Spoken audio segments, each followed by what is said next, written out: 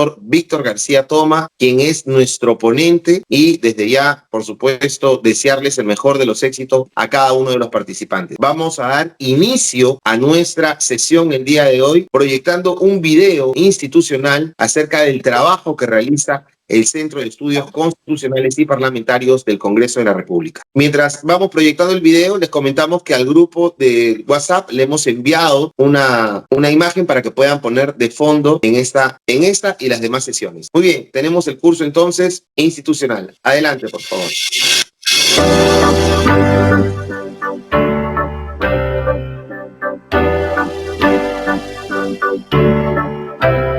Como pueden ver, el Centro de Estudios Constitucionales y Parlamentarios del Congreso de la República realiza diversos tipos de actividades académicas y culturales, por supuesto, como son capacitaciones, charlas, conferencias, simposios, talleres, intercambios nacionales e internacionales, en concordancia con universidades e instituciones educativas nacionales y, ya lo decimos, internacionales. Ustedes pueden apreciar algunos de los cursos que hemos realizado a lo largo del año y, por supuesto, les invitamos a participar y conocer a los cursos a través de las plataformas digitales. Ahí tenemos, por supuesto, un poco el resumen del trabajo que realizamos a nivel de cursos, pero también realizamos publicaciones como cuadernos parlamentarios, boletines parlamentarios, revistas parlamentarias, en las cuales, por supuesto, podríamos colaborar. Muchísimas gracias. Y ahora vamos a dar inicio cediéndole el uso de la palabra al asistente de proyectos de la Fundación Alemana Hans Seidel, el señor Alonso Oyola Carrillo. Adelante, doctor. Muchísimas gracias. Bueno, primero que nada, buenas noches con todos. De parte de la Hans Seidel Stiftung, quiero extender un cordial saludo al señor Mario Fernández, jefe del Centro de Estudios Constitucionales y Parlamentarios, al magíster Víctor García Toma y a todos los participantes que hoy se encuentran aquí interesados en desarrollar sus conocimientos en materia constitucional. Hans Seidel Stiftung es una fundación alemana que ha trabajado en el Perú desde 1995. En el marco de la cooperación internacional, como lo refleja nuestro lema, trabajamos al servicio de la democracia, la paz y el desarrollo. Y lo hacemos a través de 3 enfoques principales. El primero, promovemos la participación política. Segundo, impulsamos la integración política, social y económica. Y tercero, trabajamos en el fortalecimiento institucional. Es en relación a este pilar que hemos unido esfuerzos para llevar a cabo el curso de Derecho Constitucional, diseñado para que asesores, funcionarios y cualquier profesional de nuestro honorable Congreso pueda optimizar sus conocimientos y contribuir al ejercicio legislativo de manera eficaz y sólida. Esperamos que este curso sea una herramienta valiosa para que todos ustedes puedan seguir siendo parte fundamental de la fórmula legislativa que garantice el correcto funcionamiento del Congreso, porque ahí radica la importancia de adentrarnos teóricamente en el derecho constitucional.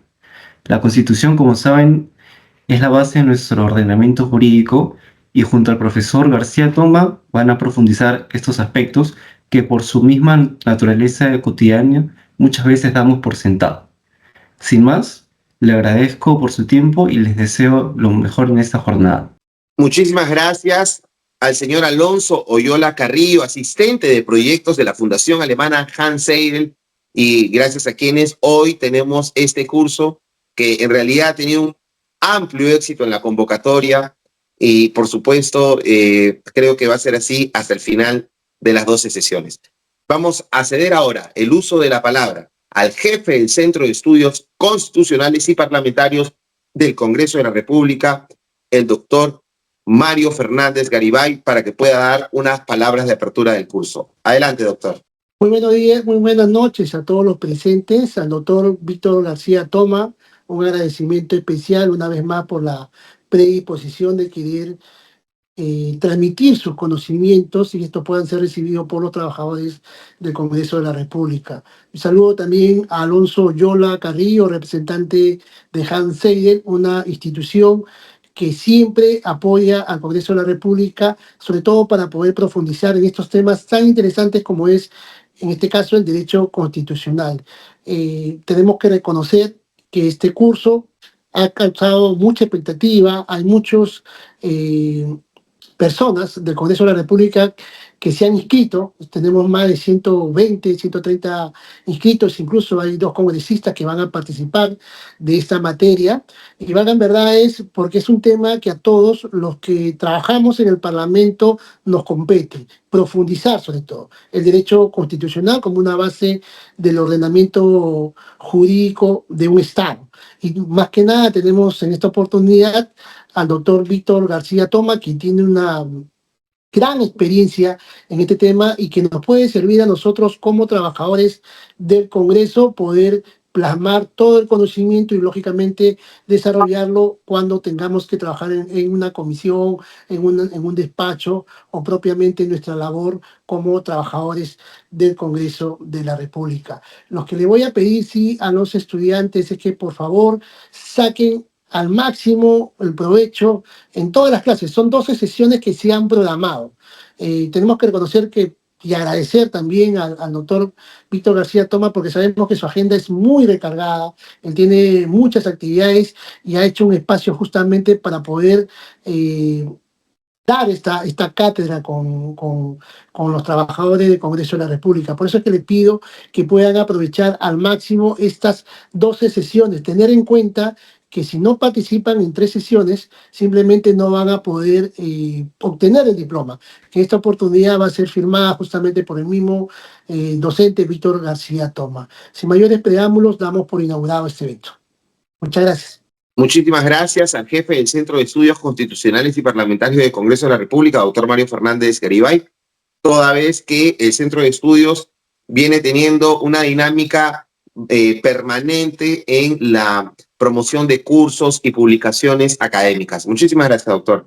Y ahora, antes de presentar el curso, permítame sumarme al agradecimiento de nuestro ponente, el doctor Víctor García Toma, quien ha sido expresidente del Tribunal Constitucional, exministro de Justicia y es representante ante las Naciones Unidas de nuestro país. Así que creo que podríamos pasar un largo tiempo leyendo el currículum vasto de nuestro ponente. Sin embargo, sería redundar, ya que todos conocemos la trayectoria del doctor Víctor García Toma. Sin más ni más, bueno, es momento de dar inicio a nuestro curso, nuevamente agradeciendo al Centro de Estudios Constitucionales, agradeciendo a la Fundación Alemana Hans Seidel y a cada uno de los participantes que se han inscrito en este curso.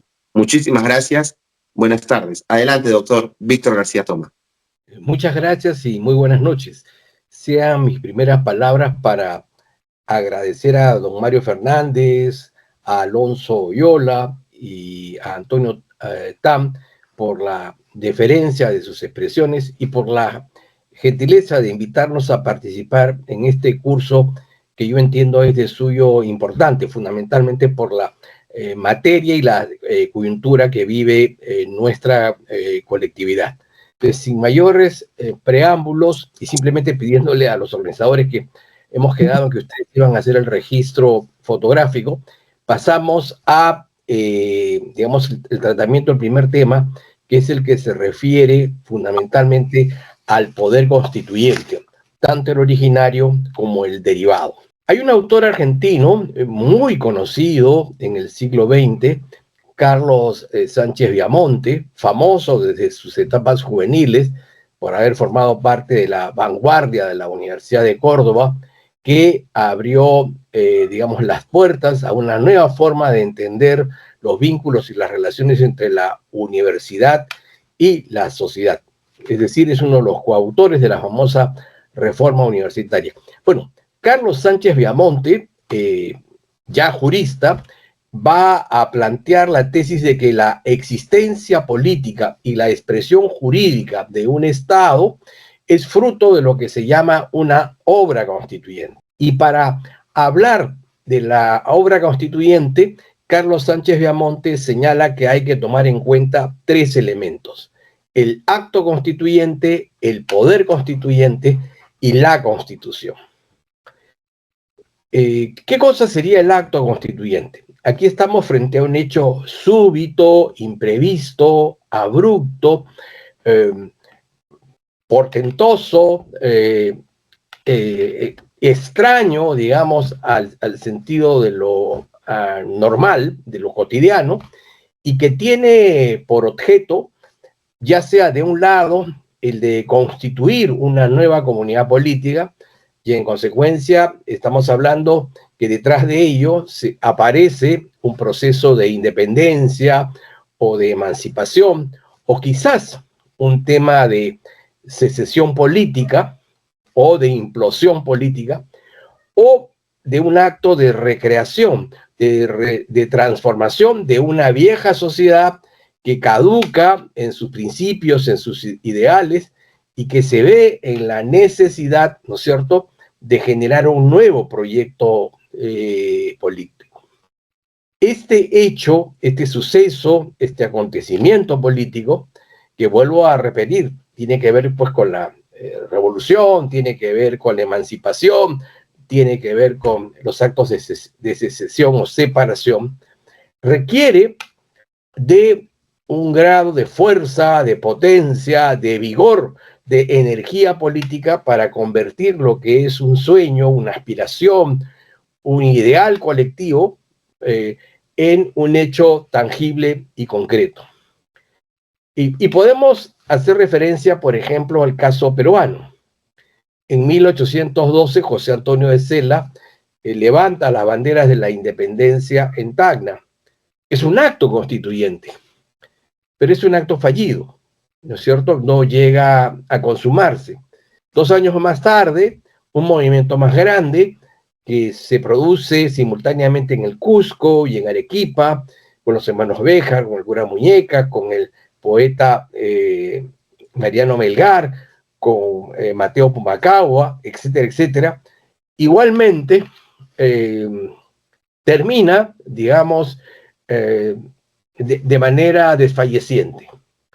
Pero el 28 de julio de 1821, por tomar una referencia simbólica, don José de San Martín, desde los balcones de los balcones de una casa de la Plaza Mayor de Lima, declara que el Perú es libre e independiente por la voluntad general de los pueblos y por la justicia de la causa que Dios defiende.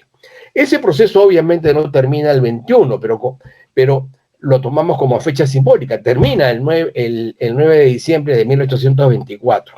Pero allí se ha juntado el acto constituyente con el poder constituyente, ¿no? Podemos ver otras referencias históricas.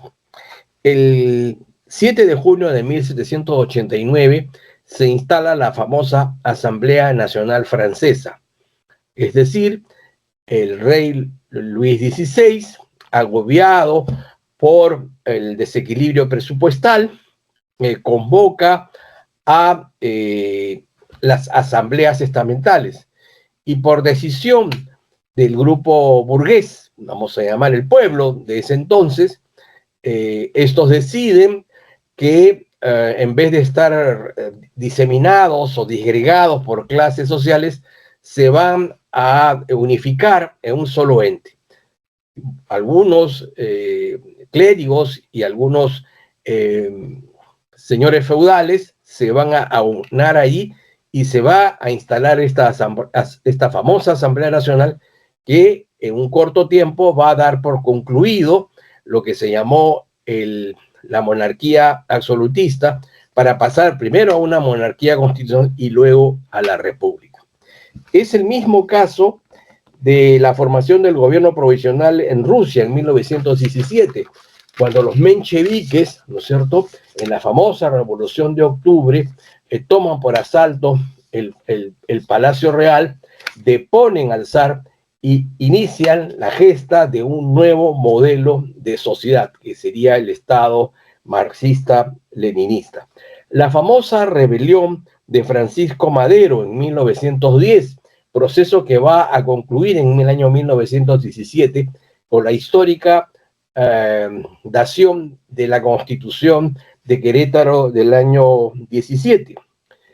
El famoso paro de 1977 en el Perú, que va a dar origen a la caída del gobierno revolucionario de la Fuerza Armada y el surgimiento de la Constitución de 1979.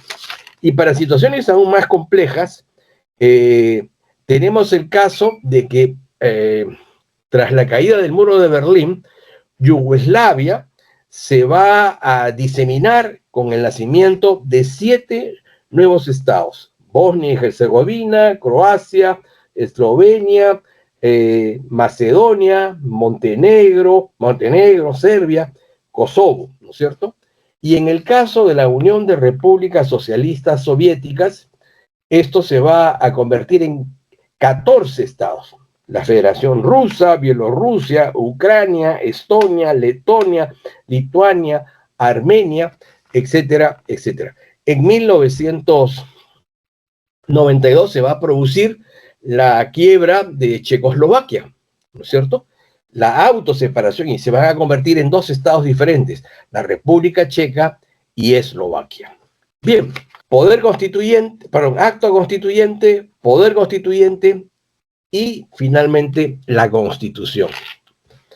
La Constitución obviamente es un texto supremo, es el texto que configura jurídicamente la existencia de un Estado. Es el texto supraordinante al resto de las normas y plantea, de alguna manera, dependiendo, digamos, del tipo de sistema político, pero aún en las circunstancias menos claras, establece unos ciertos límites al ejercicio del poder. Y por cierto, es un texto de expresión histórica, que es abierta, que es inacabada, ya que finalmente este será un proceso que será culminado luego de varias generaciones y contará con la colaboración, por cierto, del Parlamento y de los órganos jurisdiccionales, particularmente el Tribunal Constitucional, en aquellos países en los que exista la justicia constitucional. Pero hay algo más. Yo diría que la Constitución, en primer lugar, es un proyecto de vida en común. Y es que, por lo general, la elaboración de este texto surge dentro del contexto de una democracia representativa. No es una regla, digamos, única, pero es la regla general: la Asamblea o el Congreso. Y a esa Asamblea o ese Congreso acuden representantes de distintas perspectivas ideológicas. En el caso de la Constitución del año 79, estaban desde la extrema derecha, representada por la Unión Nacional Odriguista o el Partido Pradista, hasta las expresiones de ultraizquierda, con el FOSET, ¿no es cierto?, o las organizaciones trotskistas, que de alguna manera galvanizara al señor Hugo Blanco, ¿no? Y, por cierto, ya en el espacio de la centro derecha y de la centro izquierda, el aprismo y el Partido Popular Cristiano. Entonces, hay ahí un primer conato de diferenciación, de pugna, que es la pugna ideológica. El tema se va a ir agravando porque va a haber también una representación referida al mercado. En donde hay sociedad, hay mercado. En donde hay sociedad, se requiere un grupo humano que requiere de la satisfacción de ciertos bienes y servicios. Y en consecuencia, aparecerán por un lado los representantes del capital, los representantes de los dueños de los medios de producción, los inversionistas. Y por cierto, y con todo derecho, van a plantear, van a intentar, ¿no es cierto?, que en ese texto aparezca, pues, asegurado el derecho a la propiedad, el derecho a la libertad contractual, el derecho a la libertad de trabajo, la libre iniciativa privada, la libertad de empresa, la libertad de comercio, la libertad de industria, ¿no es cierto?, etcétera, etcétera. Pero también aparecerán los representantes de los trabajadores, aquellos que ofertan su fuerza de trabajo, su talento, sus habilidades, etcétera, y que lo que buscan, lo que quieren es que se establezca de manera clara la jornada ordinaria de trabajo, un salario mínimo, el derecho a la huelga, el derecho a la negociación colectiva, el derecho al arbitraje, el derecho a la sindicalización. Y también estarán presentes los consumidores y usuarios, que tienen una perspectiva diferente. Lo que ellos requieren es que ese mercado ofrezca los productos con las propiedades y características que la propaganda, ¿no es cierto?, dice que tiene. Es decir, que no sean víctimas de que al colocarse una crema en la cara, en vez de mejorarla, la termine deformando, ¿no es cierto? O que algún producto que supuestamente quite, digamos, permita impedir la caída del cabello, por el contrario, contribuya a ello, ¿no? Que no dañe la salud y sobre todo que fije el precio justo, que dentro de un sistema de mercado es la que se genera del libre juego de la oferta y la demanda. Entonces ahí tenemos un segundo elemento de diferenciación. Aparecerá también un tercer elemento de diferenciación, que es el referido al fenómeno religioso. En el Perú hemos tenido la suerte de que las pugnacidades de carácter religioso no han sido muy intensas, lo que no ha sucedido con otros países. Veamos en el mundo árabe la diferencia entre chiitas, en el mundo musulmán la diferencia es entre chiitas y sunitas.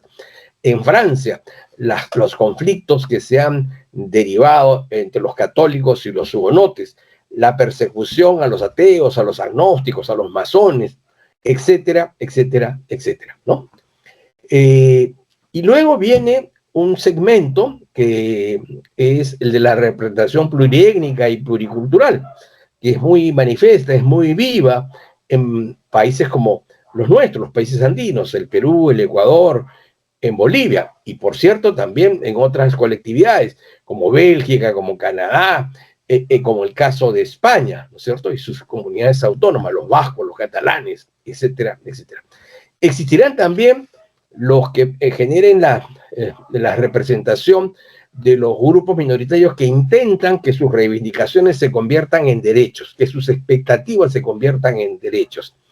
Los grupos feministas, los grupos LGTBI, los grupos animalistas y todos los demás grupos que ustedes quieran comprender allí. Entonces, en esa diáspora de pugnas y de intereses en contradicción, sin embargo, la magia de la Constitución indicará que tendrán que ponerse de acuerdo, si no por unanimidad, en base al principio de mayoría, en relación a un sistema político, a un sistema de gobierno y a ciertos principios y valores que van a ordenar la vida coexistencial y que van a permitir, por un lado, la forja del bien común y el libre desarrollo de la personalidad. Entonces, cuando eso se alcanza, cuando eso se consigue, podemos decir que la Constitución es un proyecto de vida en común, porque la Constitución no pertenece a un solo grupo. La Constitución es fruto de una transacción, de una coalición, de un pacto, de un entendimiento, ¿no es cierto?, entre distintos grupos con distintas expectativas, pero en la que se han logrado establecer determinados lineamientos políticos, económicos, sociales. Pero en segundo lugar, la Constitución es un estatuto de poder, porque racionaliza el ejercicio de mando. El gobierno, digamos, una relación de gobierno es una relación de mando y obediencia. Hay unos que disponen, hay unos que, digamos, imperativamente señalan un rumbo y un camino, y otros que obedecen, que acatan, que cumplen. Esa relación de mando y obediencia, esa relación entre gobernantes y gobernados, sin embargo, está racionalizada porque hay una Constitución que dice quién manda, cómo manda, para qué manda, por cuánto tiempo manda. Incluso tiene, a veces, las reglas de exclusión anticipada. En el Perú hemos tenido ya varios casos de cesación anticipada. A comienzos del presente siglo, el caso del ingeniero Fujimori, y luego en tiempos más recientes, el ingeniero Vizcarra y el profesor Castillo, ¿no? Entonces, todo eso, por cierto, dentro del marco de la Constitución. Constitución, proyecto de vida, Constitución, estatuto de poder.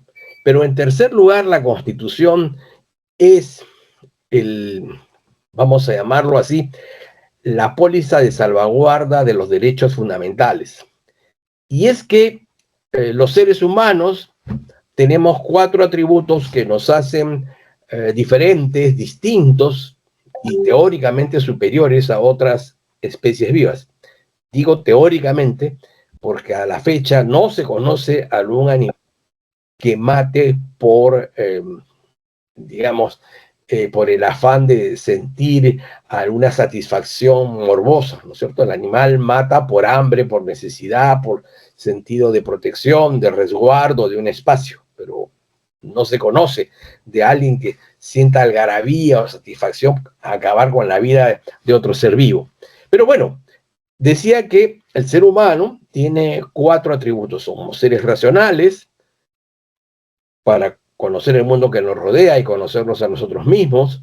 Somos seres libres, somos seres autodeterminativos, incluso para aquellos que están en reclusión, que ven mermado una parte de su libertad, que es la libertad locomotora, pero que tienen el derecho a disponer de sí mismos, ya sea esperando el cumplimiento de su condena para reiniciar un nuevo proyecto personal o, digamos, con las comodidades que ahora de aprendizaje que da el sistema carcelario, pues salir con una especialidad más acelerada en la monra, el secuestro, ¿no? En fin, o el hecho de tomar pues la decisión de que cumplida su condena van a darle vuelta al juez, al fiscal, al testigo o al abogado, ¿no es cierto?, a quien hacen responsable, ¿no es cierto?, de esa privación de la libertad.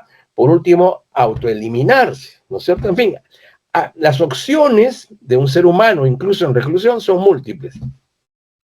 Somos seres espirituales, podemos desde nuestro interior dimensionar el sentido de la belleza y de la justicia, y somos seres sociales, pero que a diferencia de los animales salvajes, o de los animales en general, nos reunimos y nos agregamos para acerar nuestras potencias físicas, espirituales y morales.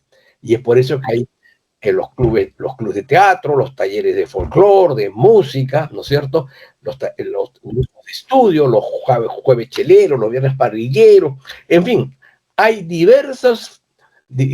conformamos diversos grupos con el afán de satisfacer, digamos, de manera plena, ¿no es cierto?, alguna habilidad o alguna satisfacción que necesitamos de la copresencia de nuestros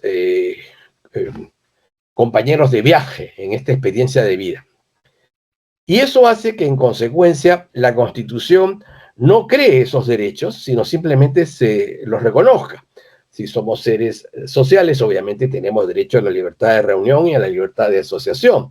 Si somos seres racionales, tenemos derecho a la libertad de conciencia. O si somos seres autodeterminativos, tenemos derecho a la libertad de tránsito, la libertad de residencia, etcétera, etcétera. Por último, la Constitución es una suerte de espejo cultural de una colectividad. Si bien es cierto que las constituciones actualmente en muchos casos se repiten unas a otras, lo cierto y lo real que de manera expresa o implícita, el alma de un pueblo, el ADN de un pueblo, el espíritu de un pueblo, está en nuestra Constitución, están en las constituciones. En el caso nuestro, una prueba de ello es la existencia de las comunidades campesinas y nativas. Nada más peruano, nada más, identificador, ¿no es cierto?, que estas formas de convivencia, de ejercicio de la propiedad. Incluso el Tribunal Constitucional ha declarado que la hoja de coca, ¿no es cierto?, es un bien cultural inmaterial. En otras colectividades, puedo tomar el ejemplo norteamericano, se estableció en 1791 el derecho fundamental a portar armas. Es la única constitución que tiene un derecho de esa naturaleza. Si yo estuviera en los Estados Unidos dictando una clase, probablemente una clase física, probablemente intentaría tener algún control sobre las puertas, ¿no? Porque ahora se ha hecho pues muy frecuente que venga un demente, un loco, ¿no es cierto?, y que acostumbre pues a disparar a diestra y siniestra, pero al que siempre le apuntan primero y por lo general tienen buena puntería es al profesor, ¿no? Entonces, cada vez que se produce una matanza de estas en las escuelas secundarias, en las universidades, y de repente ya llegaremos al nido, en los supermercados, en las iglesias, surge esta disputa de retirar ese derecho. Pero ¿por qué surge el derecho a portar armas? Dos son las razones. La primera es que los americanos tuvieron muy en claro que la independencia y la libertad de las que ellos gozan, la libertad personal, es fruto, ¿no es cierto?, del acto, del ejercicio, del uso del arma, ¿no es cierto? Conquistaron la independencia a sangre y fuego, ¿no es cierto? Pero en segundo lugar, retrocediendo incluso, los Estados Unidos es fruto de un acto de migración y los grupos migrantes tomaron, digamos, las zonas del oeste americano, que eran muy ricas en la parte de la agricultura y la ganadería, y para ese efecto tuvieron que arrancarle esa propiedad por la fuerza, por la violencia, a los pueblos originarios de Estados Unidos. Como nosotros, esos migrantes tuvieron pues el yin y el yang, los buenos y los malos, ¿no es cierto? Tuvieron que defenderse porque no había policía, no había gendarmes, ¿no es cierto? Digamos, el acto antisocial de un grupo de esos migrantes. Y tenían que compartir, obviamente, a los animales salvajes, ¿no? El caso de la India, que tiene proscrito el consumo de carnes. Entonces, antes un presidente, cuando quería dar muestras del éxito de su gobierno, agarraba una pizarra y decía, bueno, con el gobierno anterior se comía tantos kilos de pollo, tantos kilos de carne de res, y hoy, ¿cierto?, con mi gobierno se consume tanto, ¿no? Ahora alguien podría hablar de la multiplicación del celular, pero bueno, el tema del pollo en nuestro país es crucial para los gobernantes, ¿no? Cuando sube el precio del pollo, un presidente debe temblar, ¿no? Porque corre riesgo, ¿no es cierto?, su legitimidad política. Muy bien. ¿Por qué está prohibido el consumo de carnes en la India? Porque la religión mayoritaria en ese país considera que cuando un creyente indio no puede alcanzar el nirvana, lo que sería el cielo cristiano, debe iniciar un proceso de purificación en el alma de un animal, una vaca, un carnero, ¿no es cierto?, un chancho, ¿no?, etcétera, etcétera. Entonces, cuando nosotros, digamos, acabamos con la vida de ese animal, en realidad estamos impidiendo el proceso de purificación. Entonces, como vemos, cada pueblo tiene artículos expresos o implícitos que de alguna manera nos dan a conocer su identidad histórica, su identidad cultural. Dicho esto, regresamos a la idea general del poder constituyente. Hay dos tipos de poder constituyente, el originario y el derivado. El poder constituyente originario es el del que yo he hecho referencia, digamos, hace unos minutos. Es el que crea un Estado o es el que lo refunda, ¿no es cierto? Este poder constituyente originario tiene varias manifestaciones. Puede ser un poder constituyente originario interno, puede ser externo, puede ser monocrático o puede ser policrático. Veamos algunos ejemplos.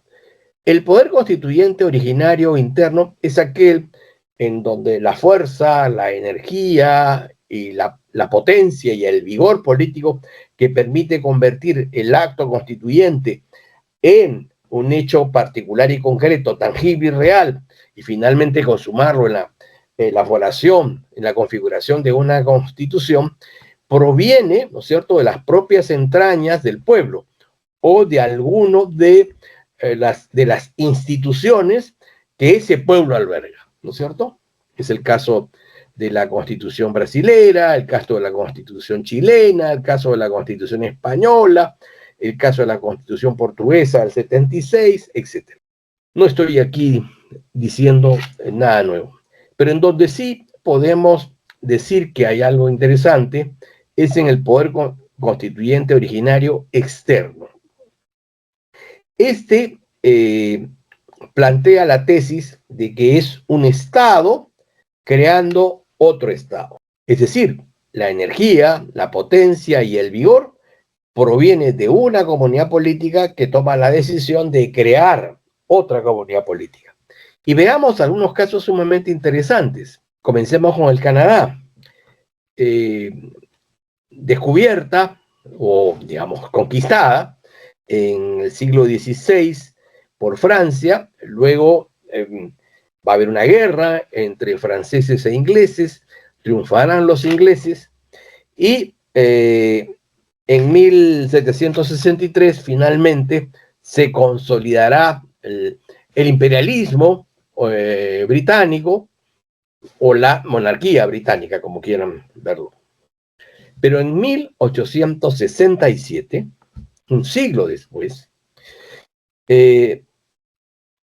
el gobierno británico encabezado por el conservador Edward Smith Stanley, el 14º conde de Derby, mediante una famosa acta de constitución de América Británica del Norte, establecerá o dará paso al nacimiento, ¿no es cierto?, de lo que hoy conocemos como la Confederación Canadiense, ¿no? ¿Por qué se va a producir esto? Por dos razones muy claras. Los ingleses se van a percatar que hay un fermento revolucionario en Canadá. Se van a dar cuenta también que los Estados Unidos han iniciado un proceso de expansión y tienen interés en acceder a los territorios coloniales en Canadá. Y entonces deciden algo pragmático. Deciden, a través de esta acta, fijar las reglas constitucionales del nacimiento de un nuevo Estado, con la finalidad de preservar, digamos, lo importante, que es el mercado, preservar la cultura y de alguna manera a una cierta identidad política, porque como bien saben ustedes, el rey o la reina de Inglaterra sigue siendo la jefa de Estado de ese país. Eso que hicieron los ingleses en 1867 en Canadá, lo volverán a hacer en Australia. En Australia, en 1770, Inglaterra va a establecer unas colonias, vamos a llamar pseudo penitenciarias. Entonces, se embarcaban en navíos británicos, llevando pues a los locos, a las prostitutas, a los alcohólicos, a los antisociales, y se les arrojaba, digamos, en esa cárcel sin barrotes, pero una cárcel que evidentemente les impedía el retorno a su país originario. Curiosamente, de eso que podría podría ser calificado como el detritus social de la Inglaterra de finales del siglo XVIII, emerge hoy una de las grandes potencias del mundo, y todo indica que Australia será en algunos años probablemente la cuarta, quinta o sexta potencia del mundo. Muy bien, en 1901, el conservador Robert Wisecombs, marqués de Salisbury, se encargará, a través del Parlamento, obviamente, de dictar la famosa Acta de Constitución de Australia. Lo mismo harán con Sudáfrica, establecida en 1899 como colonia británica, y en el año 1910 va, a través de Herbert Henry Asquith, el conde de Oxford y Asquith, va a promoverse la elaboración de un acta de creación, ¿no es cierto?, de lo que hoy es Sudáfrica. Lo mismo va a suceder con Jamaica en 1962. Pero hay otros casos interesantes. La Organización de Naciones Unidas va a otorgar a Kosovo, le va a dar a Kosovo el reconocimiento de Estado y le va a elaborar el primer texto constitucional. Esto va a ser en el año 2001. Hará lo mismo un poco años antes con Namibia en 1990 y con Bosnia-Herzegovina en 1992. Dentro de este segundo rubro, pero con otras características, hablamos de acciones externas, pero que tienen una influencia no resistible. Tomemos el caso, Japón pierde la Segunda Guerra Mundial en el año 45 y el general Douglas MacArthur decide conformar una junta, un consejo, una comisión de expertos juristas norteamericanos e ingleses para dictar una nueva constitución del Japón, ¿no? Un Japón más democrático y pacifista. Y entonces, una vez que el texto está redactado, es enviado a un parlamento, digamos, cautivo, a un parlamento cercenado en sus facultades, y los japoneses van a aprobar la constitución. Esa es la constitución que actualmente rige el Japón y que los japoneses aceptan, digamos, de buen grado. Digamos así, un texto que les ha sido sumamente útil. Más allá, por cierto, de las propias cualidades y potestades espirituales de ese pueblo. En 1898, Estados Unidos colaborará con los nativos filipinos a la derrota de España. Recién en 1946 va a ser un Estado independiente, fruto de una constitución que va a ser aprobada por el Senado norteamericano. En Irak, recientemente en el año 2005, luego de la caída de Saddam Hussein, las fuerzas de la alianza, ¿no es cierto? Inglaterra, Estados Unidos, España, si mal no recuerdo, van a dictar una constitución y van a dirigirse al Parlamento de Irak y les van a decir, bueno, aprueben esto que va a ser a partir de ahora su constitución. Luego hay una tercera modalidad, que es el poder constituyente monocrático. Un caso interesante es la Constitución rusa del año 1905, ¿no es cierto? Se produce aquí ese año una famosa huelga que de alguna manera, en la que de alguna manera tuvo participación León Trotsky. Va a morir allí un personaje muy curioso, el padre Capón, ¿no es cierto? Que después se ha conocido que era un doble agente. Era un clérigo al servicio de las causas de los trabajadores, pero que tenía coordinaciones con la policía secreta zarista. Pero bueno, lo cierto es que la muerte de Capón, y como de varios miles de manifestantes, va a originar una crisis en la sociedad rusa. Y entonces el zar Nicolás II va a tomar la decisión de autorregular, autolimitar su poder y conceder de manera expresa ciertos derechos bajo la siguiente consigna. Dice, la voluntad del zar es inquebrantable, es inflexible para conceder y establecer la siguiente constitución. En el caso de Mónaco, Mónaco es comprada por la familia Grimaldi.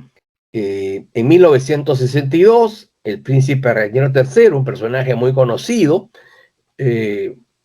conocido porque se casa con una actriz de Hollywood muy reconocida, muy hermosa, Grace Kelly, que va a tener dos hijas muy guapas, muy casquivanas, ¿no es cierto? Que serían las Angie Gibaja del jet set, digamos, monagués, ¿no es cierto? Estefanía, y ya se me olvidó, ya están medias tionas también, pero en su momento tenían su gatazo, como se dice. Bien, y entonces, en el año 62,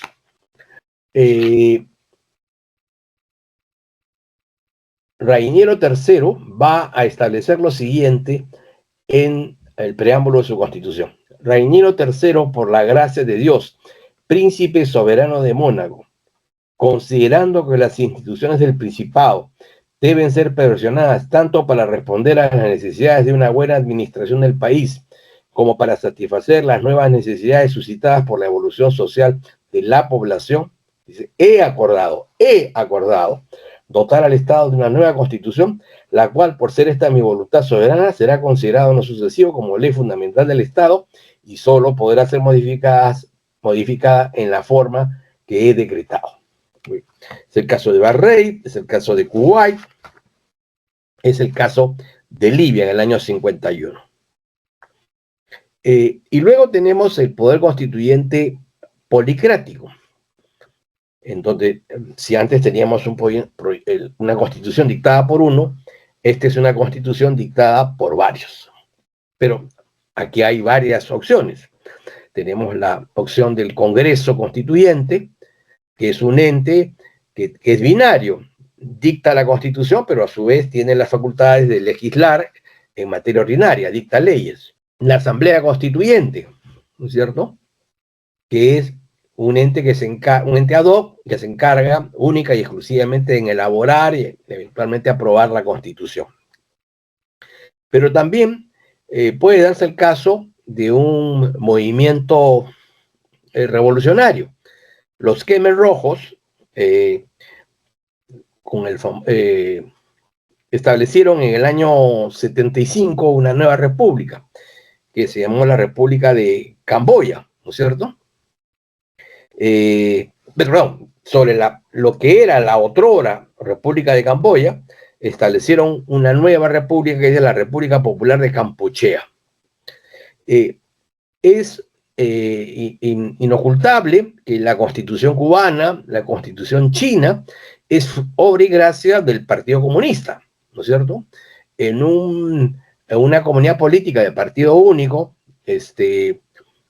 y en donde el sufragio no es necesariamente una forma de legitimación del poder. Eso no significa que no hayan elecciones, pero digamos, no es un mecanismo esencialmente de legitimación, porque la legitimación pasa fundamentalmente por el partido. Esas son constituciones que han dictado el Partido Comunista a través de los miembros que tienen en sus asambleas populares. Han habido juntas militares de gobierno, como la de Humberto Castelo Branco en el año 64, o la Junta Militar de Gobierno de Juan Carlos Onganía en Argentina, la primera en Brasil, la segunda en Argentina, en donde establecieron, digamos, felizmente temporalmente y sin mayor brillo, intentos constituyentes, ¿no? Intentos constitucionales. Bien, ¿cuáles serían los topes que tiene un proceso constituyente? ¿Cuáles son los límites, no es cierto? Porque los legisladores constituyentes, aun cuando algunos lo crean o algunos les pareciera que lo son seres humanos y obviamente tienen límites. Toda obra humana tiene límites. La obra constituyente tiene límites. Bien, entonces el poder constituyente originario no tiene límites jurídicos. Repito, no tiene límites jurídicos, por una razón muy sencilla. La primera es, si yo estoy creando un Estado, soy una colonia, ¿no es cierto? Me separo de un cuerpo político, en consecuencia no tengo ningún antecedente legal propiamente dicho. Si soy parte de una comunidad política que ingresa a la condición de Estado fallido y quiere dictar una nueva constitución, obviamente no va a recurrir a los antecedentes jurídicos, porque esos antecedentes jurídicos ya están enterrados, ¿no es cierto? La Constitución es la sepulturera, digamos, las constituciones de programa son aquellas que sepultan el viejo orden para construir el nuevo orden. En el caso, por ejemplo, de la Revolución Francesa, y eso es bueno saberlo, siguiendo las directivas de este personaje que escribió, este personaje que tenía la idea de la división de poderes, estoy tratando de recordar el nombre, había Montesquieu. Montesquieu, gracias, se pasó, muy amable. Entonces, De nada, Montesquieu, gracias. Montesquieu tenía la tesis de que el juez es la boca de la ley. La boca de la ley. El juez no interpreta. Quien interpreta es el Parlamento. Y cuando el juez dicta la ley, se crea el recurso de casación para que el Parlamento pueda revisar la interpretación de esa ley dictada por ellos y obviamente establecer su nulidad. ¿Qué es lo que ha pasado? Hay una desconfianza del juez de la época, supuestamente o cabalmente anclado con el viejo orden, ¿cierto? Bueno, entonces, no hay topes jurídicos, pero sí existen topes extrajurídicos. El primero de ellos es el tope ideológico, ¿cierto? Una ideología es la expresión de una concepción del mundo, una forma de entender, de vincular, de conectar al hombre, a la sociedad civil y al Estado, a través de un conjunto o cúmulo de principios y valores y con la finalidad de alcanzar determinados objetivos, ¿no es cierto?, que se entienden comunes. Entonces, cada época tiene su propia ideología, o tiene sus propias ideologías. Por ejemplo, cuando se dictó la primera Constitución peruana, la de 1823, el gran debate ideológico fue el que protagonizaron, por un lado, Bernardo de Monteagudo y San Martín, el general San Martín, que tenían la idea de establecer una monarquía constitucional. Creo que con una mirada, digamos, del tiempo, no resultaba una mala idea, pero obviamente en ese momento era una herejía.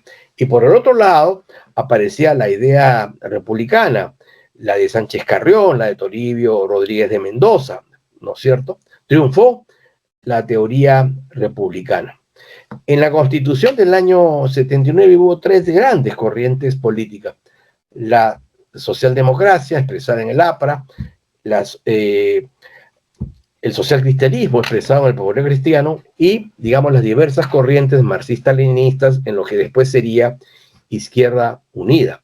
En la Constitución del año 1993, un factor fundamental fue el pensamiento neoliberal, ¿no es cierto?, encarnado en los acuerdos de Washington, las políticas de Margaret Thatcher, de Ronald Reagan, la prédica de Vargas Llosa y de Hernando de Soto. Todo eso, ¿cierto?, fue el fermento ideológico que felizmente luego fue corregido, pero que fue el fermento ideológico de la Constitución de 1993. Entonces, el tope ideológico hará que haya cosas que se aprueben y haya cosas que se desaprueben o que ni siquiera se tomen en cuenta. A nadie se les ocurriría hoy establecer una monarquía constitucional. A nadie se le ocurriría, por lo menos a la mayoría, tener un Estado marxista-leninista. Eso no significa que no hayan marxistas-leninistas, ¿no? Etcétera, etcétera. Un segundo tope es el tope estructural institucional. Aquí entra en juego dos aspectos. Hay una cosmovisión social, política y económica que está inserta en el pueblo. Y podemos mencionar algunos ejemplos.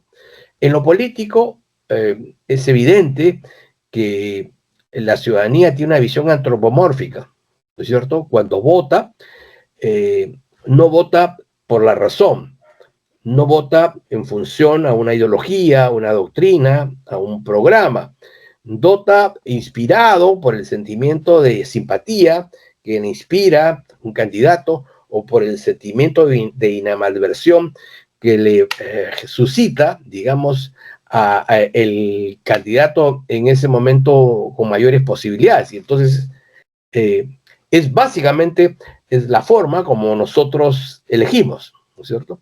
En el mundo de la economía, a pesar de que el sistema está bancarizado, aún es un fenómeno muy presente el que el mejor dinero es aquel que está guardado dentro del sostén de las mujeres.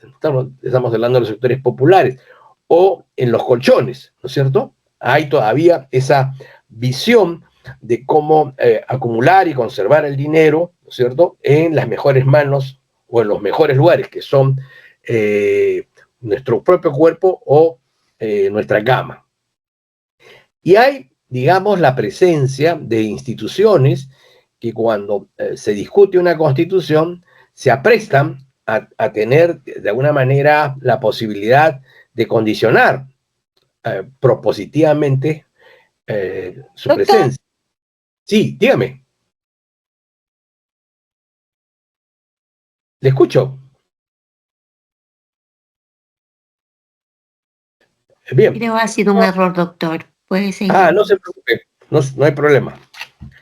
Decía que estructuralmente hay instituciones como las iglesias, la Fuerza Armada, las centrales de trabajadores, la CGTP, la CTP, las ONGs, ¿no es cierto? Todas estas, la CONFET, ¿no es cierto?, que van a tratar de tener, digamos, presencia en la presencia indirecta, ¿no es cierto?, en la elaboración del texto constitucional. En tercer lugar, tenemos los topes axiológicos. Y es que la idea de la moral social se construye sobre la base de dos conceptos: la instrucción y la educación. En el caso de la instrucción, hablamos de los valores que van a estar insertos en las mallas curriculares del sistema de formación oficial, ¿no es cierto? Se supone que los planes y programas de primaria, de secundaria y la vida universitaria intentan de alguna manera orientar hacia una determinada concepción de lo que es lo bueno, lo correcto, lo éticamente deseable, tener un perfil de comportamiento, de conducta social. Pero por otro lado está la educación, que son los hábitos, que son las formas de comportamiento que nosotros recepcionamos de nuestros entornos más cercanos, ¿no es cierto? La familia, el barrio, el club, etcétera, etcétera. Y es por eso que en el Perú tenemos más de una Foquita, más de un Paolo, ¿no? Y no porque vayamos a tener grandes o magníficos futbolistas, como en efecto lo han sido, sino porque todavía existen en muchos lugares en el país que el padre acostumbra a patear, ¿no es cierto?, al cónyuge, a la concubina, ¿no? Y la gente grita gol, la gente en la casa, ¿no? O sea, digamos, el maltrato familiar es un hábito, una costumbre tan arraigada y tan normal que cuando ese niño, ese joven se hace adulto, repite, reproduce, ¿no es cierto? Y la niña que ha crecido en ese hogar, cuando llega a ser mujer, obviamente acepta, ¿no es cierto? Aplaude. Más bien se preocupan cuando no las golpean, ¿no es cierto? Hay ese fenómeno, digamos, predictor de lo que es la educación. Pero bueno, del encuentro entre la instrucción y la educación saldrá una moral social, que obviamente es resbaladiza, es lábil, es cambiante, ¿no es cierto?, pero que en líneas gruesas nos da una idea. Y entonces cuando en una asamblea constituyente se discute sobre el tema del aborto, se discute sobre el tema de la liberación de las drogas, sobre el matrimonio gay o cualquier otro tema que tenga que ver con esa connotación, ahí habrá una respuesta que provenga de ese tope axiológico en un determinado espacio y en un determinado tiempo. Y finalmente tenemos los topes internacionales. Digamos, las comunidades políticas no están aisladas de su entorno. ¿Por qué fracasa la histórica revolución de Checoslovaquia, el 56. ¿Por qué fracasa la histórica revolución húngara en el 54? Bueno, porque son revoluciones que se están dando dentro del predominio del mundo soviético, ¿no es cierto? Evidentemente el fenómeno del chavismo en sus etapas de mayor esplendor con Chávez tuvo un efecto muy importante en países como Bolivia, como el Ecuador, ¿no es cierto? E intentó tenerlo también en el Perú. Entonces no se puede desconocer que el contexto internacional juega un papel importante. El circuito económico, los fenómenos económicos juegan también al momento de elaborar este texto. Bien, me detengo aquí por si alguno de ustedes quisiera formular una pregunta, una inquietud, un interrogante hasta lo que hemos visto aquí, y yo encantado de poder absolverlo.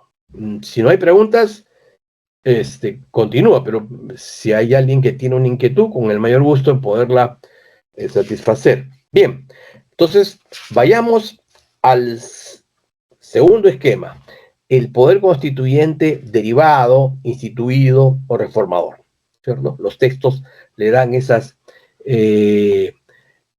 denominaciones. ¿Qué sucede? Se dicta una constitución y pasa un tiempo y se constata un disloque, un choque, un conflicto entre el texto y la realidad. Entonces, el proceso de reforma lo que busca es armonizar esa relación entre texto y sociedad, entre texto y realidad. Se trata, en este caso, de establecer o restablecer un matrimonio bien avenido. ¿Qué causas podrían imputarse para llevar a cabo una reforma? En primer lugar, el hecho de que pueda surgir un cambio científico, un cambio tecnológico o una mutación social que tenga efectos importantes en la vida coexistencial. Puede suceder también, como se ha dado en muchas ocasiones en nuestro Perú, que la implantación de una institución foránea, al insertarse en el seno de nuestra comunidad, genere pues una repulsión, ¿no es cierto? Es como cuando un trasplante, ¿no es cierto? Hay trasplantes que ayudan y hay trasplantes que fracasan, ¿no es cierto? Puede suceder también que haya problemas de redacción en la Constitución, una deficiente interpretación, una deficiente interpretación de la realidad por parte del legislador constituyente, o que haya habido deliberadamente un acto de transacción política para no tratar determinados temas. Ha sucedido, por ejemplo, que hay un tema que se convierte en espinoso, que impide el avance de la Constitución, y entonces las fuerzas políticas, bueno, para no entrampar este tema no lo metemos en la Constitución, seguimos avanzando y habrá momentos en que lo volvamos a tratar. Y ese momento llega. Sea las razones por las que fuere, la Constitución, la reforma, en principio, es un texto que no debe afectar la fórmula basilar de la Constitución o los signos de identidad de la Constitución. Esto es que por la vía de la reforma no se puede modificar el sistema político. Si soy una democracia social y representativa, no puedo convertirlo en una democracia popular o socialista, ¿cierto? Si mi modelo es un modelo de economía, un gobierno mixto o compuesto, le llaman también semipresidencial, presidencialismo atenuado, tiene varias nominaciones, no lo puedo convertir en un presidencialismo puro, no puedo convertirlo en un modelo parlamentario. Si mi modelo económico es el de la economía social de mercado, por la vía de la reforma no puedo convertirlo en una economía de libre mercado o una economía planificada. Y no puedo afectar el contenido esencial de los derechos fundamentales, ¿no es cierto? Y tampoco puedo atentar contra las llamadas cláusulas de intangibilidad, es decir, aquellas cláusulas que el propio legislador constituyente ha señalado que no pueden ser modificadas. Muy bien. Entonces, en principio, las constituciones solo pueden reformarse, solo pueden llevar a cabo reformas parciales. El Perú tiene una forma sui generis, que es el de que puede llevar a cabo una reforma total mediante un procedimiento muy complejo, que es el Congreso aprueba un texto, pero el texto de una nueva constitución, pero tiene que someterla a un referéndum. La otra posibilidad es que los ciudadanos elaboren un proyecto de nueva constitución, ingrese al Congreso, el Congreso la apruebe, la desapruebe o la modifique, y como consecuencia de esa decisión del Congreso, reuniendo otra vez un número de firmas, pero mucho más importante, finalmente se llegue a la discusión final de si se aprueba el texto que estableció el Congreso o el texto que han planteado los ciudadanos que han hecho esta propuesta de reforma constitucional popular, ¿no? Bien, entonces, eso es en lo que se refiere y por supuesto tiene límites. Tiene los límites jurídicos y los límites extrajurídicos. Los límites jurídicos serían fundamentalmente el procedimiento. En segundo lugar, el tema vinculado con el respeto al contenido esencial o la forma identitaria de la Constitución. Y también tiene los límites extrajurídicos, porque ahí juegan los factores ideológicos, los factores axiológicos, etcétera, del momento en que se debate esa reforma. Pero hay además un fenómeno interesante, que es el de las reformas no regulares. Y en el caso de las reformas no regulares, aquí no estamos de ninguna manera avalando, digamos, lo informal, lo legal, sino estamos haciendo alusión a algo que la doctrina finalmente describe y que sucede. El primer caso de la reforma no regular es el de la mutación constitucional. Y aquí hablamos de un cambio de significado o de sentido de la Constitución sin que ello implique la alteración de la expresión escrita. Esto es, la Constitución cambia en alguna parte de su texto sin que ello haya previamente obligado o motivado a digamos, cambio de la fórmula gramatical. Es decir, el texto de la Constitución permanece inalterable, pero su sentido, su interpretación y su aplicación cambian. ¿Qué ejemplos podemos dar de mutaciones? De mutaciones. En primer lugar, tenemos la mutación por medio de la práctica estatal no violatoria de la Constitución. Veamos algunos ejemplos. En 1956 se produce la caída del general Juan Domingo Perón. Eso origina que un periodista que tenía un diario Mercedes, que se publicaba en la revista, en la provincia de Mercedes, un peronista convicto y confeso, utilice su medio de comunicación como un instrumento de lucha y de combate a la naciente dictadura del general Aramburu. Entonces, ¿qué hace la dictadura? La dictadura confisca el diario. El diario deja de circular. ¿Qué hace el señor Siri? Que es un combativo, que es combatiente. Se va al Poder Judicial e interpone un habeas corpus, que era la única acción de garantía que hasta ese momento reconocía la Constitución de ese país. ¿Qué le dice el Poder Judicial? En primera instancia, infundado. En segunda instancia, infundado. Va a la Corte Suprema. Y bueno, y la Corte Suprema, que es de otro lote, ¿no? La nuestra es para llorar, pero la Corte Suprema Argentina en muchos momentos ha sido un faro de lucidez jurídica. Entonces, ¿qué dice la Corte Suprema Argentina? Dice, es cierto que el señor Ángel Siri no ha sufrido privación de su libertad personal y en consecuencia no procedería a la acción de habeas corpus, porque la acción de habeas corpus está destinada a restablecer la libertad de un detenido, arbitrariamente objeto de aprehensión. Pero es cierto, dice, que el señor Ángel Siri, como bien lo ha referido, ha sido violentado en su derecho a la libertad de expresión, de opinión y difusión, ha sido afectado en su derecho a la libertad empresarial, ha sido afectado en su derecho ha sido afectado en su derecho a la propiedad, ¿no es cierto? Entre otros derechos. Y en consecuencia dice, decidimos otorgarle amparo. ¿Qué significa esto? Que la Corte Suprema ha inventado una nueva acción de garantía, que ya no se dirige a defender la libertad personal, sino se dirige a defender las otras libertades. Solo 10 años después, la Argentina dictará la primera ley de habeas corpus. Veamos otro caso, mucho más conocido incluso.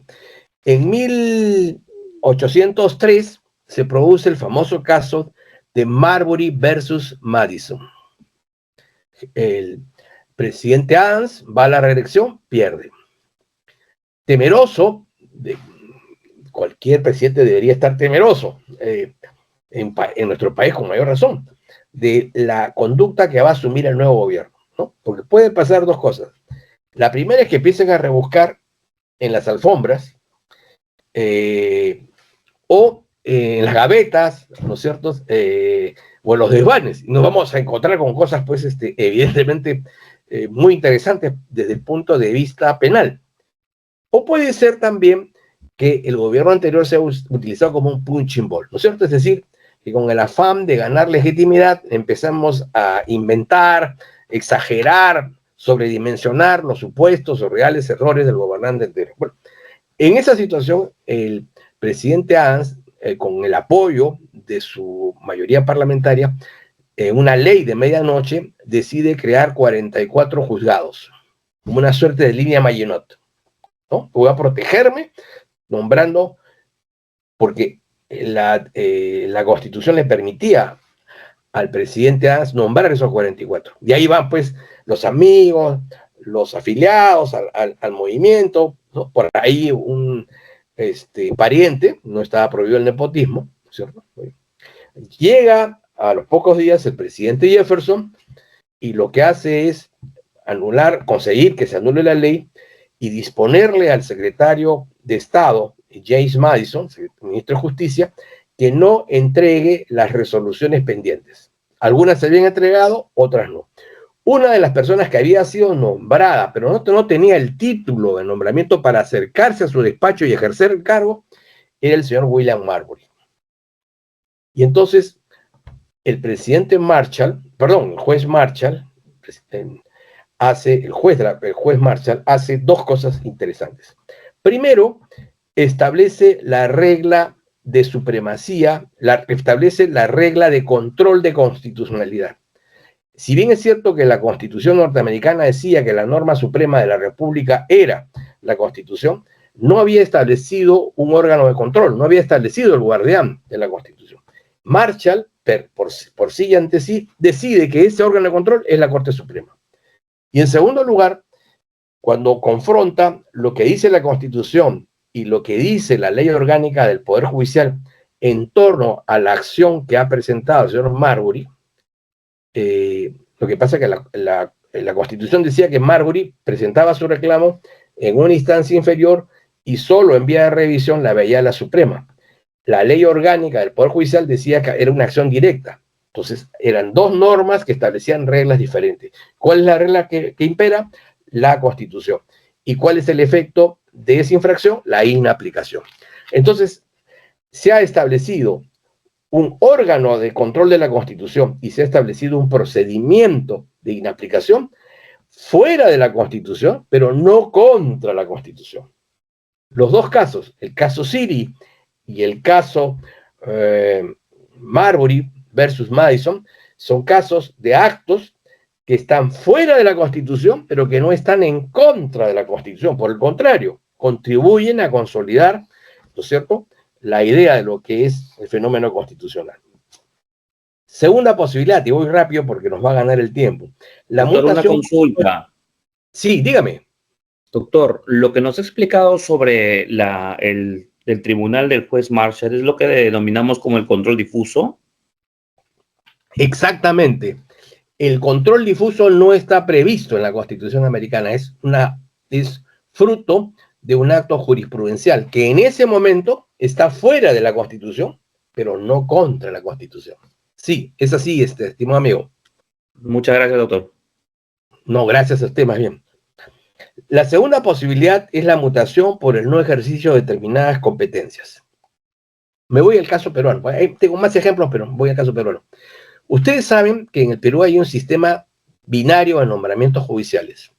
Por un lado, a través de la malhadada Junta Nacional de Justicia, que es un proceso técnico por concurso, y existe otro procedimiento que es el referido a la elección popular de jueces, que incluso puede ser de primera instancia. Nunca, desde la vigencia de la Constitución del año 93, se ha promovido una elección popular de jueces. Y felizmente, ¿no es cierto? Felizmente. Muy bien. Entonces, en realidad la Constitución tiene un artículo menos. Un segundo caso lo tenemos en lo que se refiere a la actividad jurisdiccional. La Constitución dice que el Poder Judicial es, digamos, la jurisdicción principal y ordinaria, pero existe la jurisdicción constitucional, existe la jurisdicción electoral, existe la jurisdicción arbitral, existe la jurisdicción militar y existe también la jurisdicción de las comunidades campesinas y nativas, que nunca se ha implementado. Nunca se ha implementado. En consecuencia, la Constitución tiene 2 artículos menos. Es un acto de mutación por el no ejercicio o la no existencia de órganos establecidos por la Constitución. La tercera posibilidad es la mutación por medio de prácticas contrarias a la Constitución. Volveremos a la realidad peruana, si ustedes quieren. El artículo 46 dice que son nulos los actos perpetrados por un gobierno usurpador. En consecuencia, son nulos los decretos leyes. Sin embargo, sentencias de la Corte Suprema, informes elaborados por el Poder Judicial, perdón, por el Parlamento, el famoso informe presentado por la comisión que integraron Valentín Paniagua y hay otro representante del Partido Popular Cristiano, y luego la famosa sentencia del Tribunal Constitucional, nos hablan de que los decretos, leyes en el Perú valen, rigen e imperan en tanto y en cuanto no sean abrogados expresa o tácitamente por el gobierno constitucional posterior al turno. Es decir, se reconoce que son normas espurias de origen, pero que en resguardo al derecho a la igualdad y en resguardo al derecho a la seguridad jurídica, ¿no es cierto?, y la de preservación de la gobernabilidad, se ha tenido que reconocer que los decretos leyes sí valen, que no son nulos. Un ejemplo, el sistema pensionario peruano está sustentado en el decreto ley 19.990, en el decreto ley 2530, y todas las pensiones militares también se han dado bajo esta modalidad. Entonces, si aplicáramos a rajatabla el artículo 46, podríamos decir que en el Perú no existe prácticamente el sistema de pensiones, el sistema público de pensiones, por lo menos. ¿Y eso qué generaría? Generaría que miles y miles de ciudadanos, algunos ya de avanzada edad, saldrían a las calles a protestar, con los resultados políticos que conocemos.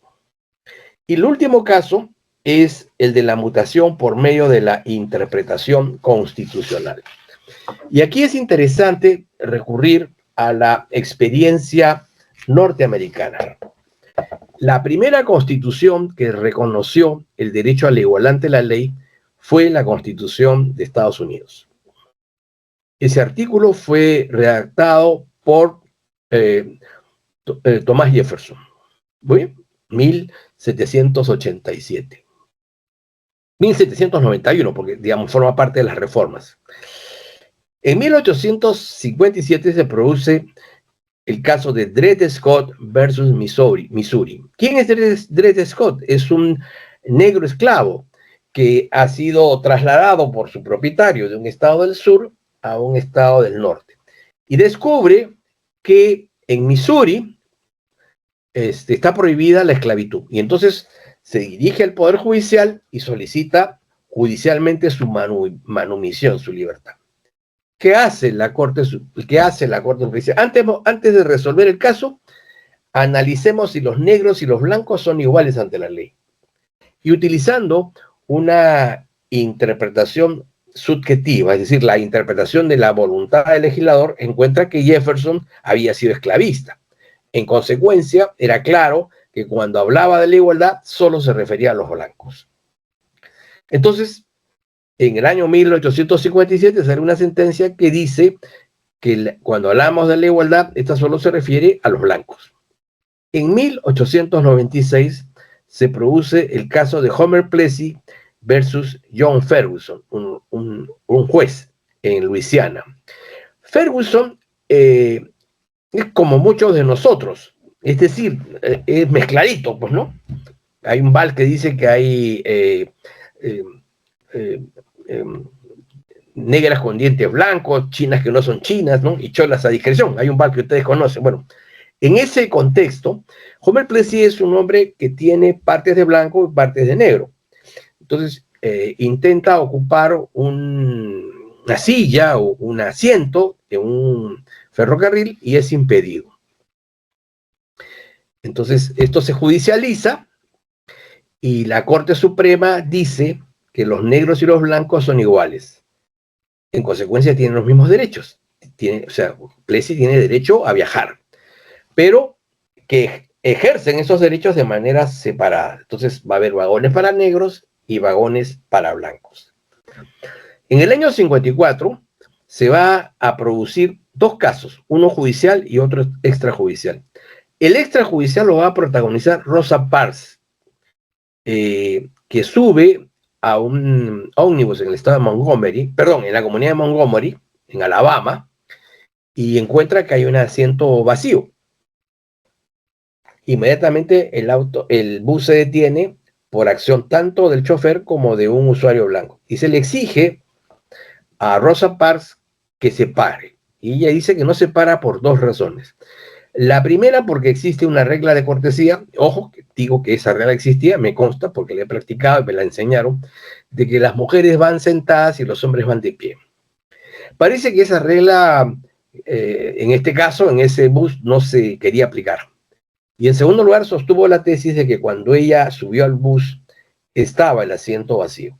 Pero lo cierto real es que estaba vigente el precedente Homer Plessy. A ella le correspondía ir a los asientos traseros. Entonces, en la discusión, fue arrastrada de los pelos, lanzada del bus, para mala suerte incluso es detenida, pasa varias horas presa, tiene que pagar una multa, y toma la histórica decisión de nunca más subir esa línea de ómnibus. Y durante 1 año y medio va a caminar 44 cuadras, que es la distancia que separa su inmueble de su centro de trabajo. Pero esto va a ser, de alguna manera, conocido por la comunidad negra, y en consecuencia se van a iniciar los boicots contra las líneas de ómnibus. Finalmente la línea de ómnibus va a quebrar por la falta de usuarios negros. En el año 54 se produce el caso de Linda Brown versus el Consejo Educativo de Topeka, ¿no? Me quedan unos minutos. ¿Qué pasa aquí? Linda Brown debía ir a un colegio para niñas negras, pero tenía que caminar como 3 horas por unos caminos poco escabrosos. Y entonces el padre de Linda Brown va al juez y solicita que se le pueda matricular en un colegio de blancos que está a escasas cuadras de su inmueble. Curiosamente, la Corte Suprema, esta vez, por tercera vez, cambia de interpretación. Dice, los negros y los blancos son iguales ante la ley y ejercen sus derechos de manera mancomunada, ¿no? Es el caso de John Meredith, que es un negro que quiere estudiar en una universidad para blancos, no una universidad para negros. La matrícula es rechazada, vende todo lo que podía vender, se endeuda, obtiene su sentencia de la Corte Suprema, va a la universidad y le dicen que no. Entonces interviene el presidente Kennedy y llama al gobernador Ross y le dice, oiga usted, se trata de una sentencia de la Corte Suprema, está en juego el Estado de Derecho. Nadie puede desconocer una sentencia de la Corte Suprema. En general, una sentencia no se puede. Y bueno, y Barder le dice, bueno, en mi estado se reconocen todas las sentencias de la Corte Suprema, pero en el tema de los negros prima las sentencias de la Corte Suprema del Estado. Ante eso, el presidente Kennedy envía tropas federales. Ross no se chupa y envía a la policía local. Y entonces, esto es como un partido entre la U y la Alianza, ¿no es cierto? Está la universidad, a un lado están los activistas pro derechos humanos, en el otro están los segregacionistas, y al cabo de 5 tensas horas, el señor John Merritt ingresa tomado del brazo del ministro de Estado Robert Kennedy, ¿no es cierto? Por supuesto que como esto no es una novela venezolana, ¿no es cierto? Que finalmente la ciega ve, que la humilde campesina se casa con el millonario, ¿no? John Merritt nunca pudo ingresar a un salón de clases, era escupido, pero deja constancia de este hecho. Por último, se va a producir el caso Butke en 1986 en la Universidad de California, en donde al constatarse la masiva violencia, la universidad hace un trabajo de investigación y detecta que finalmente estos problemas de violencia estaban generados por grupos juveniles, encabezados por negros, latinos y asiáticos. No es un tema racial, no es un tema cultural, es un tema de exclusión social. La única manera de devolverle a California, digamos, la gobernabilidad, ¿no es cierto?, es incluyendo a los excluidos. Y entonces decide establecer un sistema diferenciado de ingresos. Las 2/3 partes será por, primero, aprobando la nota mínima y luego obteniendo el promedio más alto. Y hay 1/3 de cupo cerrado para estudiantes negros, latinos y asiáticos. Bot, que es un estudiante que tiene 17 notas, pero no ocupa la plaza en la Facultad de Medicina. Entonces dice que no puede ser. Ahí veo en la lista, pues, gente que entra con 7, con 8, con 9, con 12, y yo tengo 17. Dice que hay discriminación a la inversa. Va a la Corte Suprema y se establece así la tesis de la acción afirmativa. Por ley o por disposiciones legales, se pueden establecer medidas provisionales que busquen la igualdad de oportunidades, ¿no es cierto? Algunas de estas medidas van a tener carácter permanente, como es el caso de los discapacitados, ¿no es cierto? El ciego, el minusválido intelectual no va a poder recuperar las habilidades completas, pero eso no implica que vaya a perder el trabajo que por ley le ha concedido un cupo, ¿no es cierto?, en entidades privadas y públicas. Entonces vemos cómo a través del mecanismo de interpretación la Constitución cambia. No cambia el texto, lo que cambia es la interpretación y la aplicación de la ley. Prácticamente me ganó el tiempo y si hay algunas preguntas que podamos responder en unos minutos, con el mayor gusto. Sí, bueno, no sé si, como dice el doctor García Tomás, si hay alguna pregunta, dado que sí nos ha superado un poquito el tiempo. Mientras tanto, aprovechar para comentarles que el día viernes, a pesar que es un día festivo, feriado, de todas maneras tenemos la sesión. A todos los participantes, el doctor García Tomás siempre está siendo muy amable con nosotros. Y bueno, no sé si hay alguna pregunta. De lo contrario, vamos cerrando la sesión. Bien, vamos a prender las cámaras, por favor, en esta última parte para una toma de foto, por favor, grupal. Cerrando exitosamente esta última sesión, prendemos las cámaras, por favor. A todos los participantes los invitamos a prender las cámaras y les recordamos que les hemos enviado un fondo de pantalla, si se quiere, para un espaldar de las tomas para que puedan participar virtualmente. Muy bien, ahí están entonces nuestros compañeros del Centro de Estudios tomando las fotografías, las capturas de pantalla, así que un saludo, por favor, a todos, haciendo un saludo ahí a esta última sesión. Lo máximo, lo máximo. Listo. Muchísimas gracias. Una vez, ahí está, perfecto. Todos ahí salimos, todos saludando. Lo máximo. Perfecto. Ya va a haber tiempo de poder encontrarnos en algún momento todos físicamente al finalizar este curso. Bueno, sin otro particular, agradecemos la predisposición de nuestro ponente, el doctor Víctor García Toma, al Congreso de la República, por supuesto, y en especial al Centro de Estudios Constitucionales y Parlamentarios del Congreso de la República, y el agradecimiento del jefe del Centro de Estudios, el doctor Mario Fernández. Muchísimas gracias y nos vemos hasta la próxima sesión el día viernes. Muy buenas noches, doctor.